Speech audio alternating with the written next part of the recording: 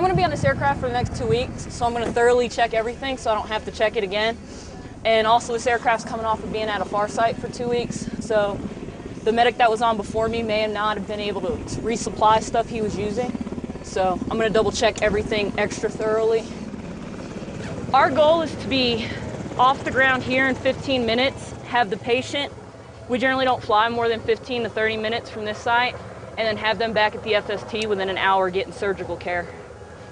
So if you get hurt in Afghanistan, you're pretty much guaranteed to get to a surgeon within an hour if we have anything to do with it. As a pilot, as a PI, like we call it, I'll come out to the aircraft and get, myself and the crew chief will come out and we'll go ahead and get the aircraft run up all the way until engines start. There it goes! The sense of urgency, I mean, it depends on what we've got coming down. You're always going to have the question of how severe are the patients. If it's a point of injury, like we have a lot here, you're always going to consider the landing zone, security of the landing zone, and the landing zone itself. Is it going to be dust landing? If it's a dust landing, how severe is the dust? What kind of sloping terrain may we be landing on? What other mitigations do we have to think about, such as if it's an IED blast, are there other IEDs out there? Are there mines if we're landing off the side of a road? There's all kinds of things that you have to run through your mind before you get out there. IED blasts predominantly here, so we do a lot of point of injuries, roadside. It's got a lot of different names to it, and local nationals stepping on landmines, local nationals having falls and things like that. You've seen how dark it gets here. Just imagine what it's like at you know, the village with no street lights and all that kind of stuff. It's a little harder. The conditions are a little rougher, especially at night. We're not able to use white light, and it's a little bit bumpier than the back of an ambulance, but we manage. Everyone that I work with is top-notch. We have medics that I see them do things that's like, how do you do that in the back of a helicopter? We could be in, you know, a 60-degree bank and they're putting tubes down someone's throat or putting a needle into someone's chest and, you know, flying extremely fast, you know, going through G-forces, and for them to be able to do that, it blows my mind. You would burn out really quickly if every patient you treated in here, you took home with you at the end of the day. Because, I mean, there's days you pick up 7 patients and you find out 2 hours later that 3 of them died. And if you took that home with you every day, you'd never make it through the deployment. The chance to save another person's life and make sure that they get home, see their family again, that's extremely rewarding. This is the best mission in the Army as far as I'm concerned. We're going to put a warm blanket on it, okay? Get a blanket. Pull this out from under. You go ahead and pull this blanket out. These guys are well trained and they do a great job. The MEDEVAC crew brings them in. We have a separate crew that unloads them from the helicopter. They bring them into the station area where they're initially screened, looked at, and they're brought into our ATLS area. That's where we do the major evaluation on them. And then from there, we can either take them to the operating room if we need to, or we take them a little further to what we call the ICU area, where we just watch them and observe them. And I think that's where he's going to end up going. IV, left forearm patent. Okay, press sounds bilateral equal. Pulses. One of our Afghan military, they were involved in a rollover with their vehicle, and initially were several injuries. 2 of them weren't bad enough to be brought here, but one of them was brought here, and he initially was reported to have a serious arm injury, head injury. BP is 116/56. We have 3 general surgeons, and I'm an orthopedic surgeon. We have a lot of medical capacity, more than what aid stations would have. So you're bringing these 4 doctors together who are used to working individually. Now we got to come together and work as a team. You feel me touching you? Yeah. Where am I touching you? The duff.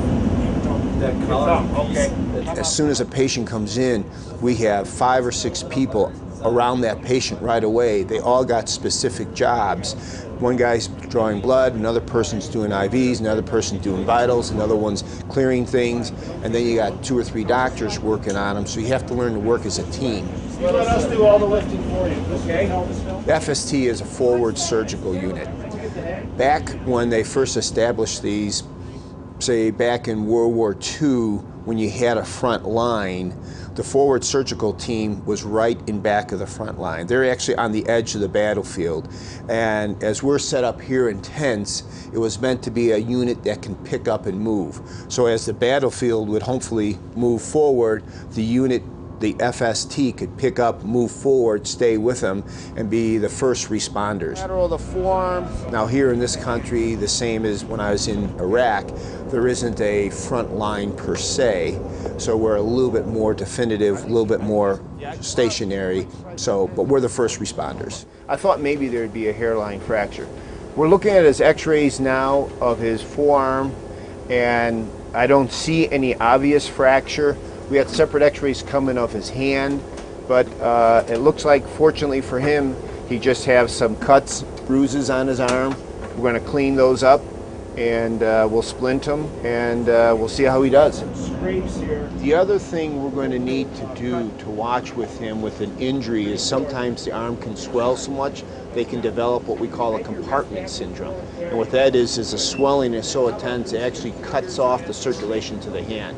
So sometimes we actually have to take him to surgery, make large incisions on the arm just to release the pressure. So after a trauma, that can develop anywhere from a couple hours to 10, 12, 14 hours after the injury. So we're going to watch him this time period to make sure he doesn't develop that. You want antibiotics? We cleared that his head was just a minor bump, so it was just cuts and contusions. So he was very fortunate. Oh, we got it here. They're going to give a report to the flight nurse on all of the patients that came out of the CASF or the ward in the hospital that are going on the flight, because those patients will be her crew's responsibility. Watch out for that tube hanging. He's a D, and it's a C-17, so he should be able to walk on.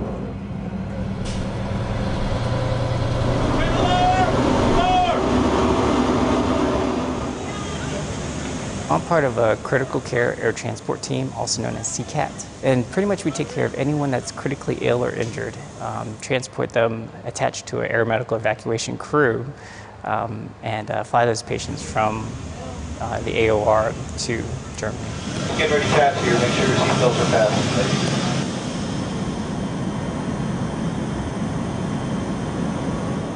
I like to think of the military as a brotherhood. The folks outside the wire are taking care of us, and our job is to take care of them when they get injured. So it's almost like you're taking care of a family member. It is great to be a part of that. And that's one thing too that we forget. Even though we are medical, we wear the uniform. We're active duty at that point in time, and it is an honor to serve with these guys.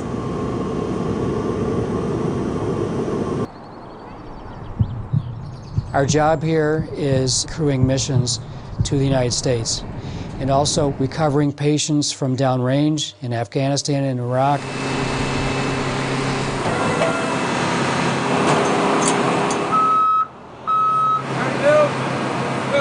We've got aeromedical evacuation crews, ground support, and critical care air transport teams.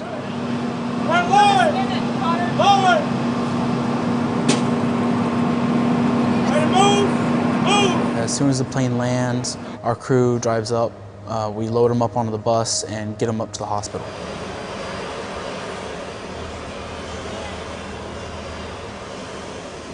The acuity levels are quite high for patients coming downrange. These patients are not only stable, but some are only stabilized. They're a lot more critical.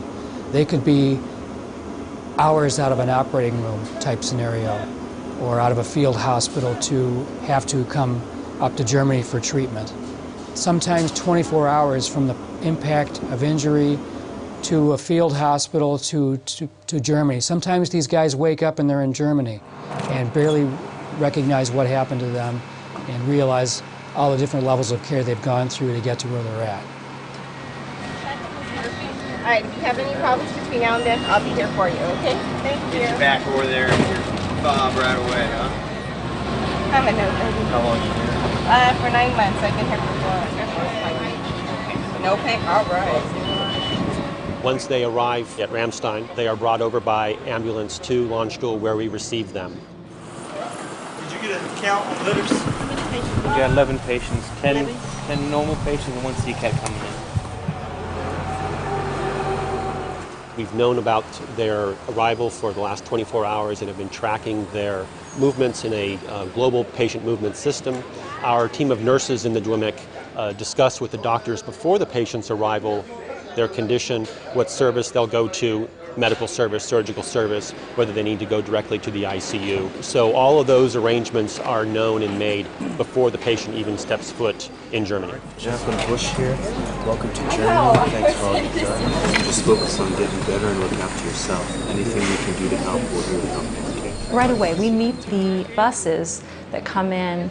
They build a whole flight list, and so we know what kind of patients. We get a whole patient medical record. We can read about all their injuries, what to expect, how they've done, how they've been resuscitated. And then we get heads up for wheels down, and that means that the plane has landed at Ramstein, and then we hear en route, and the bus brings the patients over to front of the ER, where the ICU team, the nurse, will meet the patient, and then we accompany him up to the ICU. Doing all right? The levels of care go from 1 through 3 in the combat theater.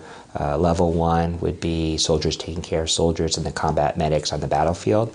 Level 2 are what we would have the battalion aid stations where they enter the medical system. Many of the level 2s now also have surgical capability because that's been an emphasis to bring surgery as far forward as possible to try to stop bleeding and save lives. Level 3 are the deployed hospitals, and then level 4 is us. Can you turn the monitor towards me a little bit? We do it in a safe, controlled environment. We're not being mortared or rocketed here, and we have more capabilities here than they do downrange just by virtue of not being in a deployed setting per se.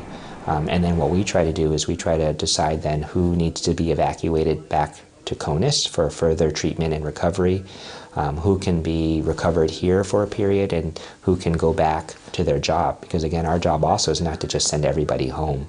We're supposed to conserve the fighting strength. We're supposed to identify patients who may be able to go back to duty, and many patients want to do that. I was in the front of my squad. We were walking down, and I was actually looking on the road. And I remember I looked forward, and right there, I just saw it. It was a directional IED. Started yelling at my squad, you know, get back, run. We got about 10, 15 meters away, and they blew it up. They set it off. I didn't black out or anything, but instantly I was on my face. I was on the ground. I couldn't really feel my arm or my legs. I didn't really know what happened. I was kind of shocked. I was in pain, but I couldn't even yell out I think I'm hit or anything like that. I just kind of laid there. One of the guys came up to me, one of my guys. I remember him yelling back at everybody else saying Hernandez is hit. He's bleeding out. I remember him putting some pressure on my leg. I remember him saying that my right arm was messed up. He's like, you're bleeding. He's like, man, he's bleeding everywhere. They dragged me quite a ways from what I remember. They kept having to switch out, just taking turns. They dragged me up onto the bird, and I was scared. I didn't know really what to think. It was the last thing I expected to happen that day was me end up being on a helicopters flying out from downrange. I was worried how bad it was. I didn't know how everything was. All I know is I'm looking up, I'm in pain, and people are just rushing around me, doing all this stuff, trying to give me medicine and telling me it's gonna be all right. This isn't a race. Yeah, this is complete tortoise. Take your time. The plane will wait on you. On the helicopter, I remember them trying to get me with an IV. They were having trouble. I know my body wasn't letting them. They kept trying to stick me in.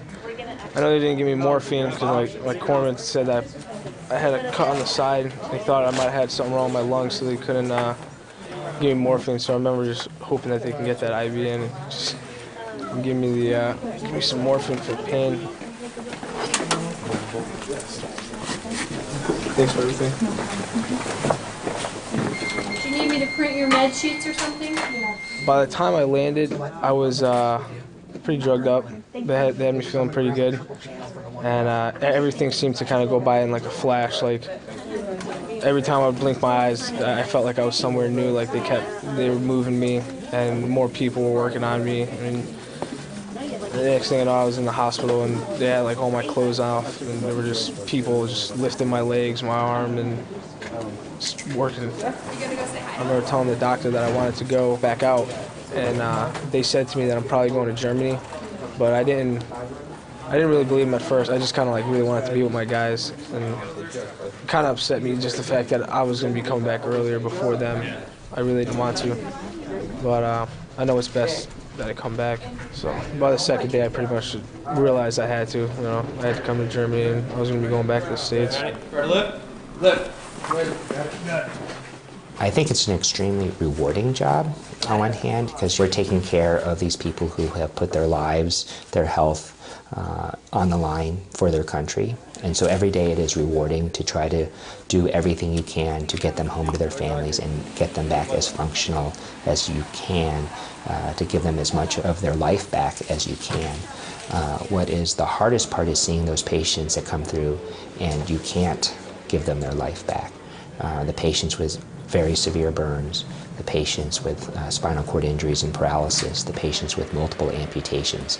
Seeing these young men and women come through is an extremely hard thing to bear, but you know, I take comfort in knowing that we're trying to give them the best chance for the best life after those injuries that we can. The hardest thing is just knowing I'm going to get to go back before them. Like, I really don't want to, but, you know.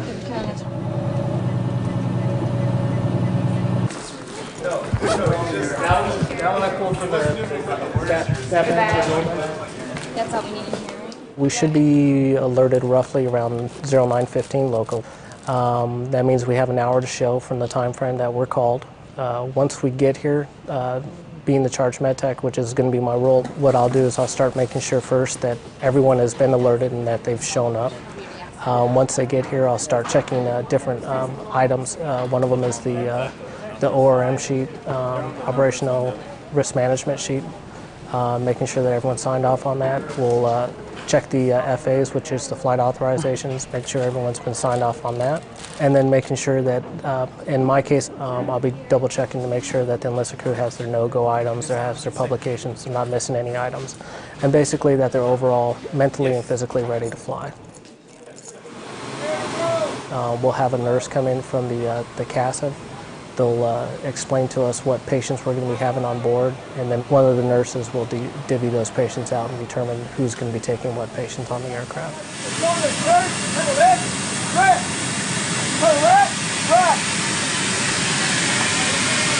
Hey, we're next. It's difficult. I find that people in my age, it's hard to see them in that situation. The best thing for me to do is to just try and stay focused on the job.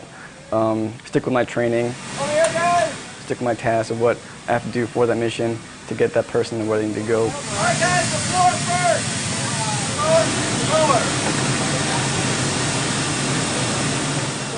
We're all qualified nurses before we ever get to the squadron, so it's special duty for us. So all of our nurses have generally worked in the intensive care units, ERs, cath labs, you name it. We have a wide variety of nurses, a wide variety of skill sets that we can use in flight. And our technicians are also very competent medical personnel. So you really don't know what you're going to get. Sometimes whenever you fly into Iraq, Afghanistan, you drop the ramp down, you're prepared to get 10 patients, but when you drop the ramp, you actually get 20. So you just mentally prepare yourself to handle whatever comes on board. And it's kind of normal for us to do that, so we don't really think about it.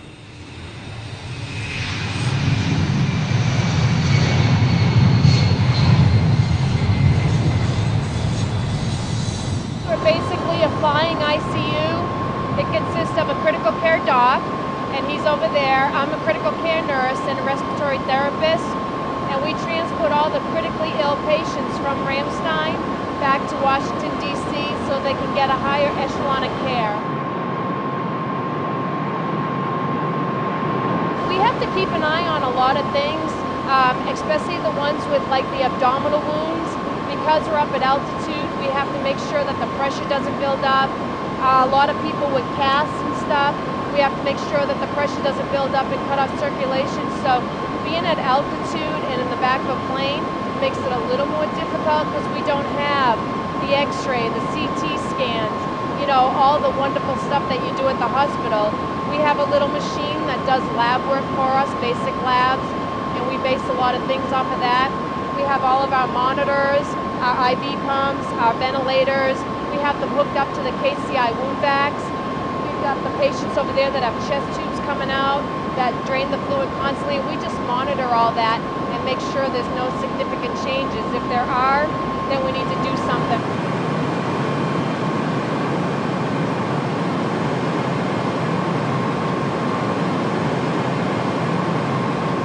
Dangers for them, there's many dangers, of course. We do a lot of movement of the patient from the ICU to the gurney, then to the ambulance, from the ambulance to the plane, and so on.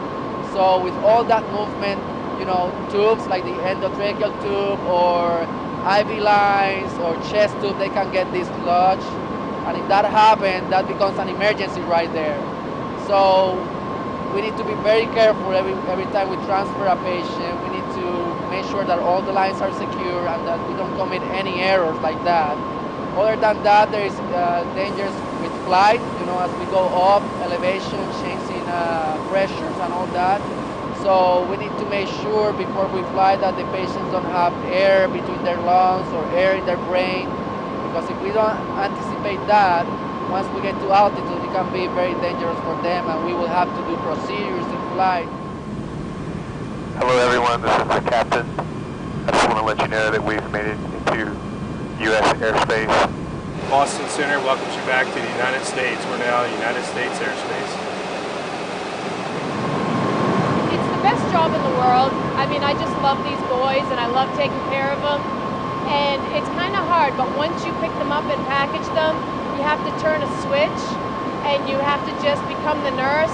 But once you drop them off and after the mission, depending on what their problems were, sometimes you break down, sometimes you don't. But I kind of treat them like if it was my brother, you know, my uncle, my father. I mean, just the TLC. We do a lot of clinical stuff, but I know the touching and the fluffing, that goes a lot longer than, you know, the clinical, technical stuff that we do. Rank doesn't matter, job doesn't matter, nothing matters. To me, it's just somebody's brother or, you know, sister, and we take care of them all the same way. 1060 at 10, runway 1 left, clear to land. Runway 1 left, clear to land, reach. 50. Aircraft's forward.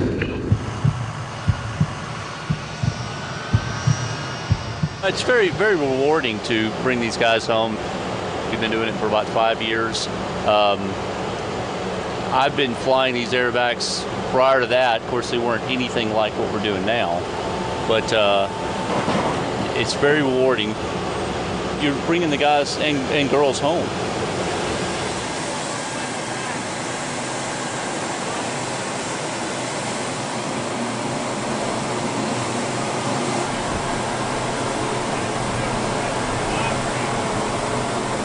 When you land into Andrews and you're able to look them in the face and say welcome home, it's such a gratifying feeling that you really do come full circle, I feel like, where you get them at Ramstein and they're injured and they're just waiting to get home. So when you land at Andrews and you can tell them welcome home, and that for me seals the deal, and I'm able to go on.